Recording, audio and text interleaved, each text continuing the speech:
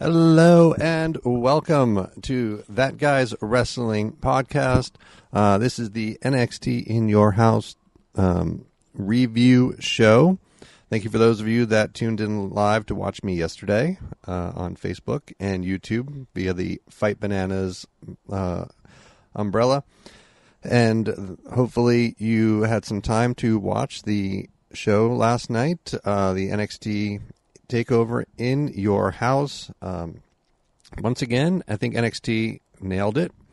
They did a really, really solid job with it. It won't rank amongst the best of theirs because their bar has been set so high. But that being said, it was a really, really good show. Really, really fun. I enjoyed it quite a bit, and it was a nice break. Again, we haven't had a lot of chances to watch some, really, really good live wrestling. But yeah, they did a great job with it last night. First and foremost, I want to start by saying that I loved the set. I miss having individual pay-per-view sets. That's something that WWE used to do such a good job with, and then they stopped. It was a cost-saving idea. The idea of trying to build and construct all of these, giant, unique sets every single month. I get it. It's challenging. You have to come up with the idea. You have to execute the idea. You have to build it and, transport it and all that. But that being said, there's got to be a compromise. And, with as much money as they are bringing in right now, I mean, I guess like in this specific moment, I know times are a little tough. But overall, in general, with all the TV contracts and whatever else, it would be nice. It would be nice. Because, like I said last night, it was just a simple little house set, a little theme, in your house themed set. And it was great. It was just a nice little change from walking down, the simple aisle and the simple ramp with one screen. I loved it. And then, again, the, no real live crowd, but they had the NXT wrestlers. I've mentioned that WWE kind of copied off the AEW gimmick, which is, they should have done this in the first place. They didn't for whatever reason. But now maybe with the, the relaxing of the restrictions and the rules, with the whole pandemic thing, they allowed they've been allowing the crowds to come in, and they were excellent last night. Like again, it's been a couple weeks of having these NXT wrestlers in, and I think they kind of really hit their groove. And I don't know if it was just because, when you see them on Raw and SmackDown, that's where they want to be. That's where they want to end up. But the focus certainly has been, on the in-ring stuff, the announcers, the commentary team. But with the NXT TakeOver pay-per-view, these are the wrestlers that they spend their time with, they work out with, they travel with, and for whatever reason, they were into it. They were super, super into it, and they had good reason to be because the matches were really, really good. So, right off the bat, I was impressed. I love the old school gimmicks, the old school idea of having Tom Pettengill doing some of the announcing, the promotional consideration commercials in between. The aesthetics of it were great. It was a really good, fun show. And then from there, it was, on the wrestlers to deliver in the ring. And again, I think for the most part, they pretty much did. The show started off with a 3-on-3 women's tag team match. And that was a super fun and fast-paced match. I mean, it was exactly kind of what I mentioned in the pre-show. Like, they do such a great job with these multi-women and multi-men tag team matches. Like, they allow for so many different stories to occur. There's just nonstop action. There's no dull moments. And this is, it really was.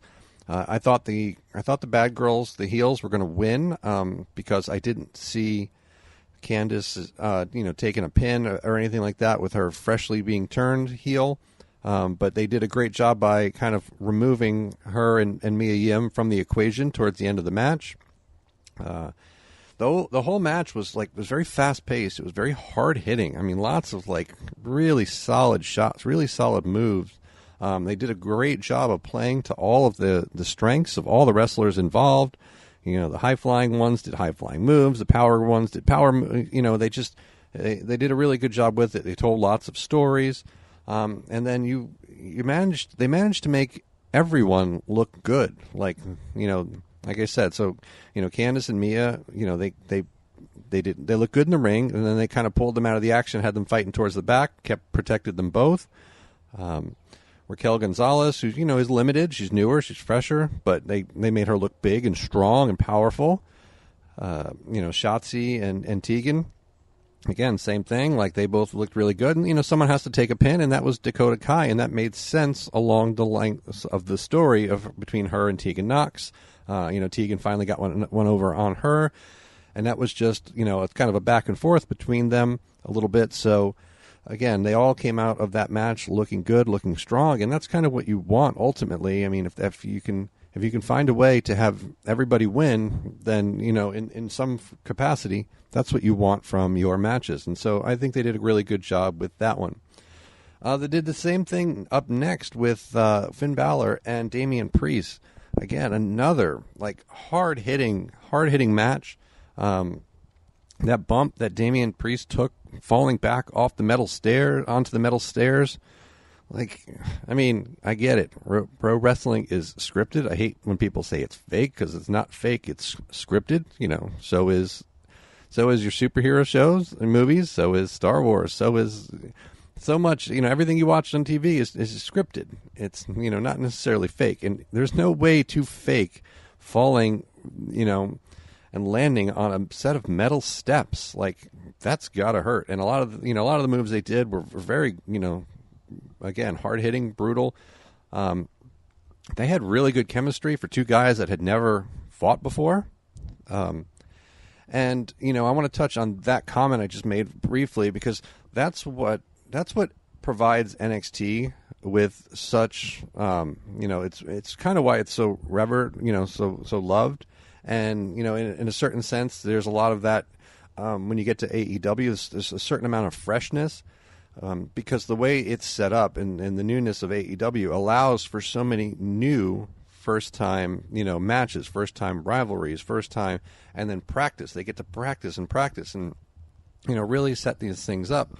And it's a lot different than when you're on, a main roster and you're wrestling and you've got a long history and nowhere else to go. You know what I mean? You can jump back and forth from Raw to SmackDown, but you end up ultimately fighting a lot of the same guys over and over, and it's kind of hard to continually come up with fresh new things. But in NXT, it allows for that.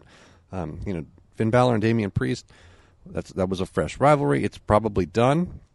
I'm assuming that either Finn Balor they're going to eventually either renew his rivalry with Walter, or maybe push him towards being the one that helps dethrone Adam Cole. But this was a good rivalry. Again, same thing.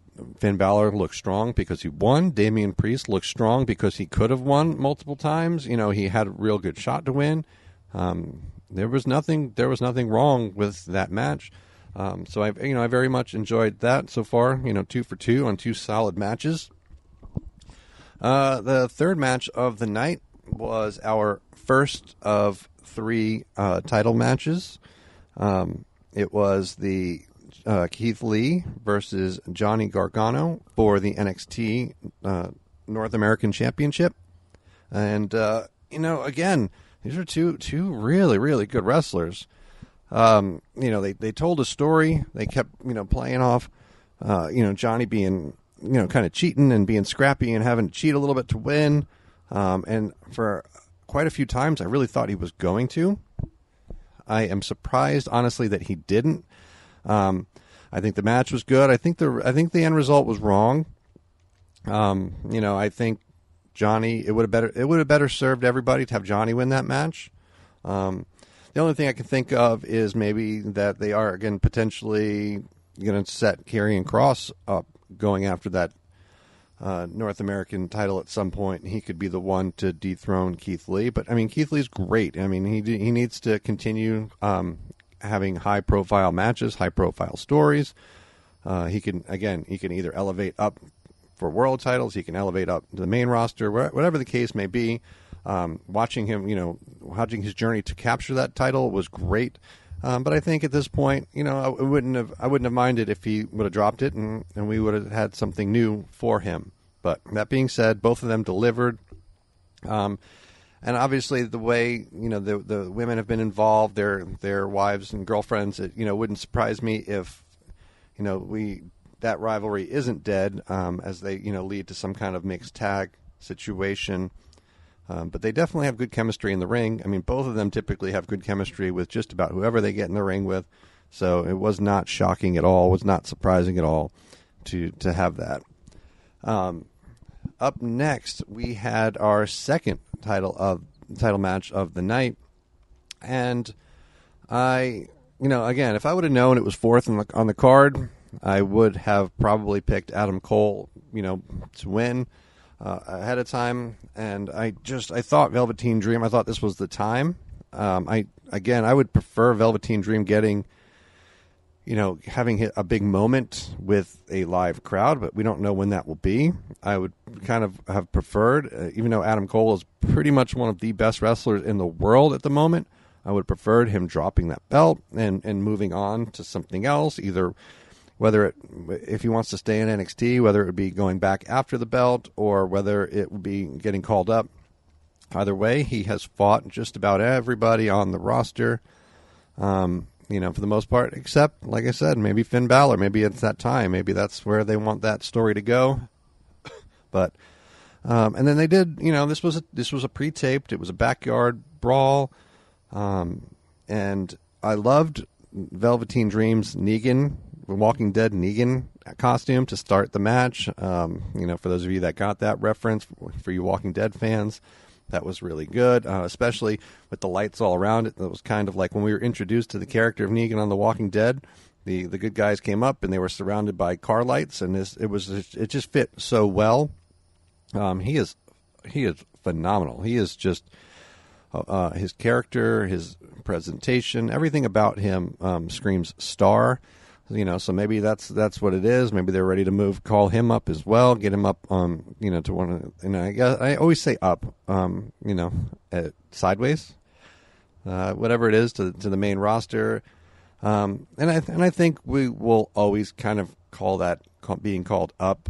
I know NXT is on Wednesdays. I know it's a kind of a fan favorite to many, but the ratings tell you it will. It is highly unlikely for it to ever reach the name value of Monday Night Raw. That's synonymous with the WWE, or to even reach the rating level of SmackDown, which is on Fox. It's on a major network. So it is essentially a call up. You are being you're going to be promoted to a bigger audience, a bigger crowd. So it is what it is, but he deserves it either way. I am surprised if that's the case, I'm surprised that he will have made it through his whole time without winning the NXT Championship. I don't know if it was the injuries that probably played a big part in it. He missed some time. Yeah, the lack of momentum with the hot crowd and that kind of thing. But the match itself was okay. It was fine. Again, for being two of the best wrestlers in the world, I don't know if this environment really suited them. It wasn't like they're not known for being hardcore. They're known for putting in-ring classics on, but it was fine for mixing it up, giving you have this option and this ability to like have these pre-taped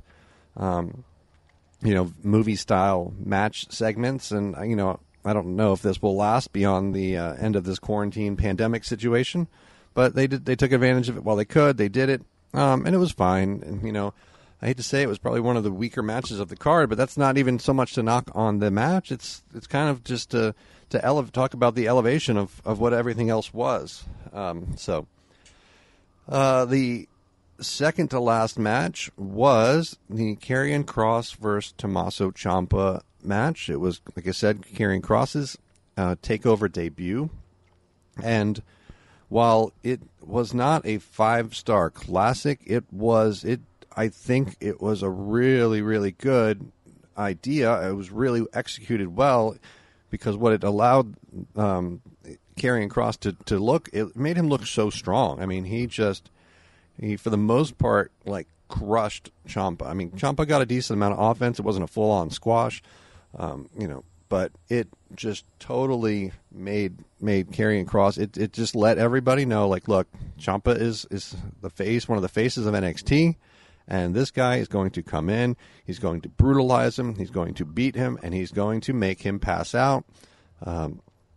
So I think all of that, just like, again, not your, a classic. Like if this was, these two evenly matched, for a title with the title on the line, you would have gotten a different style match, a really more exciting kind of thing. But for what this was, to put him on the map, I mean, it was like, he is intense. He's physical. He's big. He's strong. He's quick.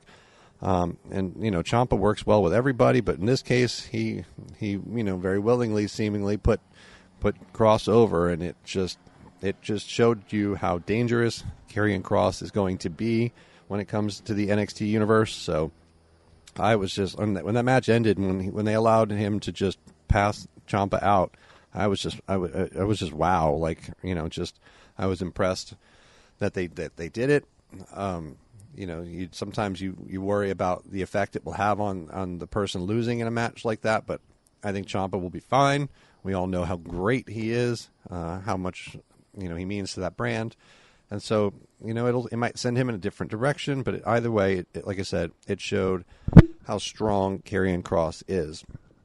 And then your main event, I'm going to attack this from a few different angles. I had a hard time focusing on the match because I hate saying I'm anti-Charlotte Flair, but I'm just so annoyed by the presence of Charlotte Flair. I really thought it would have been Rhea Ripley who would have won the match to kind of get that one back from her, but it just seems like they don't want anybody to get one back from Charlotte. It was a really good match overall. It was probably the best match of the night, because it was, a triple threat. It was for a world title. It was for a main event. It was, there was so many close calls, good spots. I was a little surprised that Io Shirai won, but I'm fine with that. But like I said, why did she have to pin Rhea? What was the point of that? Why is it that Charlotte has to be so protected? It kind of boggles my mind a little bit. It would have meant more from one of them to actually pin Charlotte. And if you're going to paint her as the greatest women's wrestler of all time, then make it a big deal. Let her get pinned every once in a while. If she has to lose one of her 500 title reigns, let her actually lose them every once in a while. But It was like I said, it was a really good match. Io Shirai is really good. I'm interested to see what's next for her in that title. I was a little surprised that she won. Like I said, she's kind of had an up and down, uneven momentum.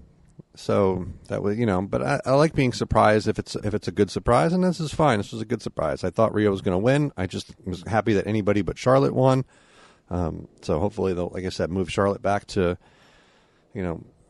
back up to Raw, leave her up there, and just get her out of NXT. But overall, like I said, I mean, there was not a disappointing match in the card. I think they all did a really good job. I enjoyed the show tremendously. So let me know what you think. Feel free to reach out, message, hit me up on Facebook, Instagram, on Twitter, and That Guy's Wrestling Podcast. You can find this episode and any other episode on iTunes or iHeartRadio under the Fight Bananas umbrella. You can just search for That Guy's Wrestling Podcast. Please like and subscribe. And, like I said, I'm grateful for being able to watch this show. Let's see if next weekend the Backlash pay-per-view can live up to it. I think they'll have a hard time doing so, but, I'm hoping for the best. So at this point, I am done, and I am tapping out.